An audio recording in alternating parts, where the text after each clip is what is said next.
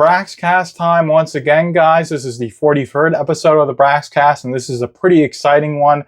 We've got a new collection announced just in time to bring in the new year. Probably going to be the last collection of 2024, and it is none other than the Rippaverse Trinity bundle. So this is going to be over 310 pages. It's going to collect Isom #1, Alphacore #1, and Yaira #1, which of course, these three properties, Isom, Yaira, Alphacore, were all introduced in Isom #1. Isom 1 launched the universe, and Alphacore and Yaira built upon it in a very good way. So it's going to be an $85 hardcover. This is the hardcover, and then this is the hardcover, and then a $45 soft cover. The soft cover, or the trade paperback version, is going to be the mass print version, and then the hardcover is going to be a limited edition with numbers coming out soon. And the really interesting thing with this is that the art is going to be enhanced for Isom #1. So there's going to be touched up lettering throughout the three books that this omnibus collects.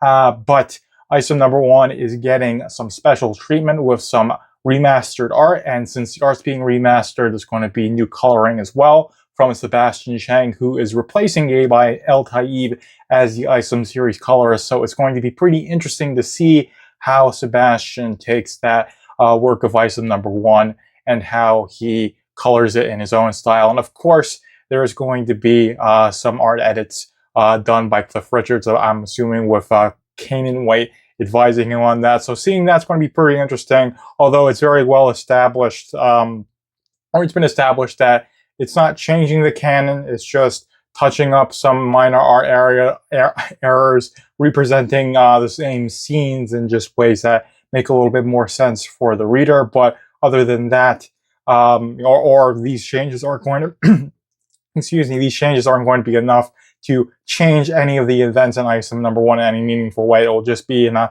nicer package, which is of course going to be really exciting. And of course, this collection did launch with some merch: a long sleeve shirt, a short sleeve shirt, and a poster. All looks pretty nice. Of course, I didn't opt for any of the merch. I'm not much of a merch guy.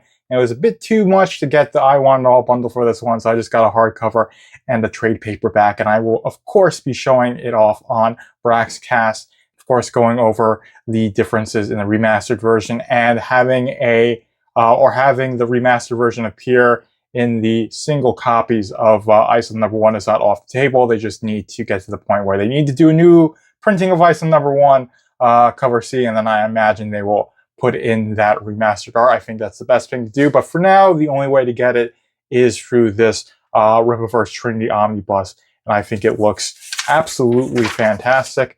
And I believe Kanan White is doing the art for the hardcover, with Will Conrad doing the art for the trade paperback cover.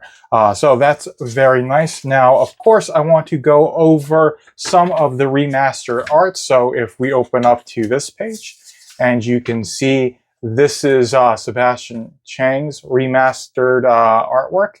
And then you've got the original art in Isom #1 sitting right here. So it's not the best to look at it. It looks mostly the same. I think it looks a bit nicer. Of course, the color of the sky is a little bit different, gives it a bit more of a dramatic sunset lighting. I definitely like that. Biggest thing here is that Ingrid's foot should be on Solari's toes. That's the one thing. It will make it very clear to the viewer if her foot was on his toes, to really get across that she can't fly and she's leaning on him for support.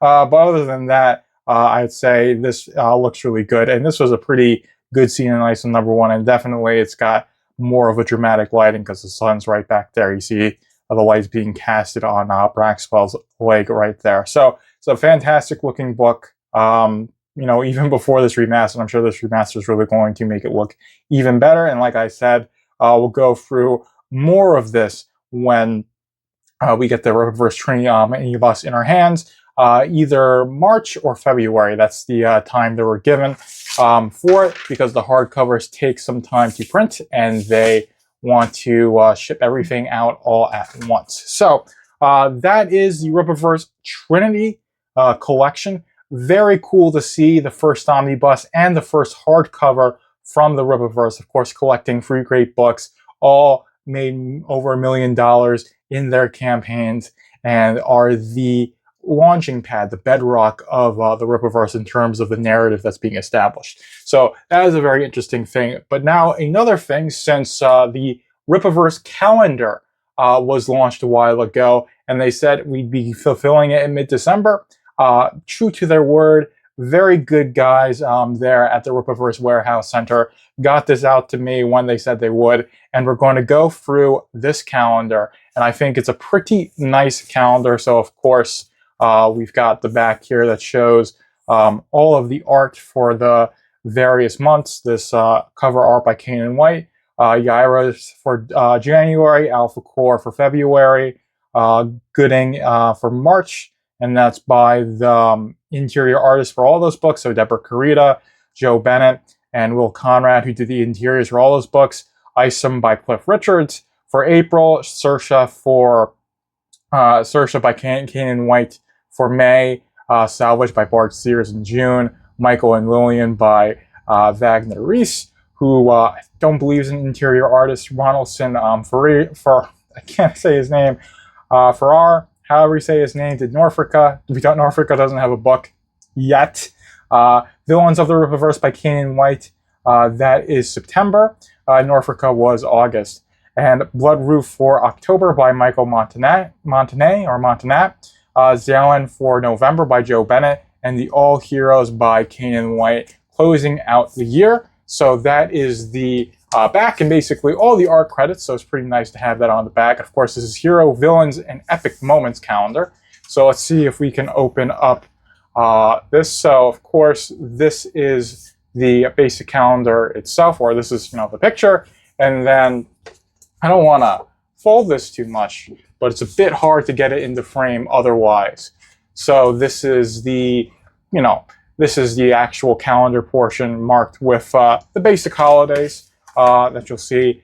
But I don't want to go too much, like fold this too much, but basically every month has got the very basic color scheme, the Rippaverse logo at the bottom left, if you can show it there. I'm showing it upside down, but it's a very simple calendar in terms of the bottom, but this art is of course fantastic. So we're just going to flip through February, we're going to flip through March. This is Gooding by Will Conrad. Of course, you've got Gina, and you've got the, I believe those are the Mindwire executives, and of course you've got Gooding here, and you've got Splatterpuss in his visor. So that's a very good piece of art there. This is an Isom by Cliff Richards. This is really calling back to that cover D of Isom that Kane White drew, but it just reminds me of that Isom standing pretty epically. You've got the full moon there in the frame, or I'd say in the background, and then Isom on the foreground, and then you've got this big overshadow of Isom on the other, I guess, on the right side of the foreground. So this is all fantastic art. Feels very high quality in terms of the printing. They always have good paper quality. This is one of Saoirse. Of course, I always love seeing Saoirse, and this is a piece by Kane White. So there's just so much detail, not only in her face, her hands, but just the hair, these little strands there. Just how you have this in the background. It really gives you a good sense of the motion, because she's on top of a car with robbers trying to get at her. So Kanan does a really good job of not only making Saoirse look striking, but making her, or making this piece have this, motion and momentum that an action scene would have. So it's a fantastic thing. And of course, this is Bart Sears. This is for the Salvage. You've got these, big, portrait shots, full body of the face over this night city, or the skyline of a city at night. Gives it that noir vibe. That's what Salvage had in Rippaverse #1, and then of course Salvage standing by a car, again just really adding to that classic noir vibe that Salvage is really good. It was really good at cultivating in its 13-page runtime in the first issue of the Rippaverse. So that is a really good piece by Bart Sears, and that's for June of 2025. So this is July 2025. This is Lillian and Michael Renashi. I believe this one, if I can just say, is yeah, this is Wagner Rice. So that's why I did not exactly know him. It's pretty new, but this is definitely a really good roster of artists. Rippaverse is building a fantastic roster of cover artists, interior artists. Of course, Kanan White, done interiors, done covers, and he's the lead art editor at the Rippaverse. Really elevated a lot of the work that's been done for the Rippaverse. I just absolutely love this piece, the green and the purple, and then you've got all the weapons in the, I would say is this foreground, and then they're the ones in the background, but they're still the focus of this piece. So this is a really fantastic piece of artwork. I absolutely love the style of this, and definitely how it really gets across. This is Michael Copper, this is Lillian Renashi. There's that consistency in the Rippaverse that I absolutely love. This is Norfolka, and this is by Ronald Santaferrari. He did a cover for Gooding. I believe that was, forget if he did cover B. I know he did cover C for the Horseman, the foil and the embossed. If I'm even getting that correctly, but so definitely a good cover artist. This is a great piece of artwork. Now, of course, this guy, this is a pretty epic scene. So of course we know that Valdon and Takari are gods, so they're fighting the supernatural, and this is definitely indicative of this. And this is really not going to get any of the fans to not say we want a Norfolka book and we want it now any less, because this is a really interesting fight scene, and if you have a Norfolka book that's chock full of scenes like this, then it's just going to fly off the shelves. Fly off the shelves, even though a lot of it is online D2C. Still use that shelf terminology, and I definitely think Norfolka would be a book that was very successful if it ever comes to fruition. Hopefully that's part of the 2025 release schedule. Definitely want that. Definitely want to find out this guy, why they're fighting him, why it's happening in the Detroit cityscape. There's just so many questions, and it's such a great piece of artwork for the month of August 2025. So we only have 4 more months left, and if I can get to it, this is the villains of the Rippaverse. Of course, you've got Santuan and Splatterpuss right there. You've got Michael and Lillian Renashi. This is Yanessa and Yantoni. There's Galvin and Billy Bob, who appear in Alphacore #1. You've got Magus Newmite there.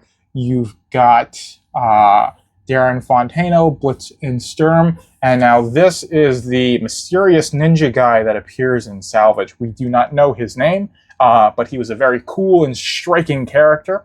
Kind of reminds me of Best Tiger if you've read some of the side stuff for Invincible, but we don't know too much about him. But this is a fantastic piece of artwork by Kanan White. Especially love Blitz and Sturm, Billy Bob, and Galvin. And of course, I can't forget Shadron there. Got to give him his shout out there. And now we've got October. This is Bloodroof, her Shadow Wolves, her dragon, and I believe it would be her eagle.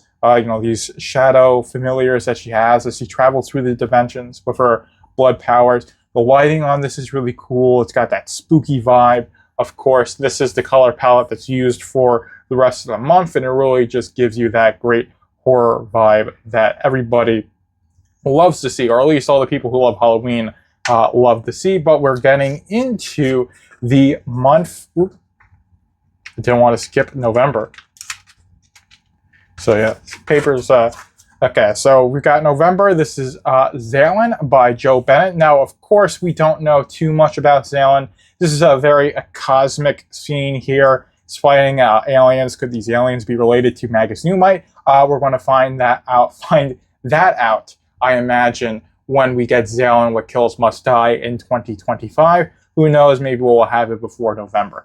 But I'll definitely be marking my calendar when I get the release date for Zalen, right? So we've got the final month of this calendar, this December 20, or of this 2025 calendar, and this is a Heroes of the Rippaverse piece done by Kanan White again, who did the Enemies piece, and this is an absolutely fantastic piece of artwork. Of course, you've got the Alphacore here with Zalen and Salvage.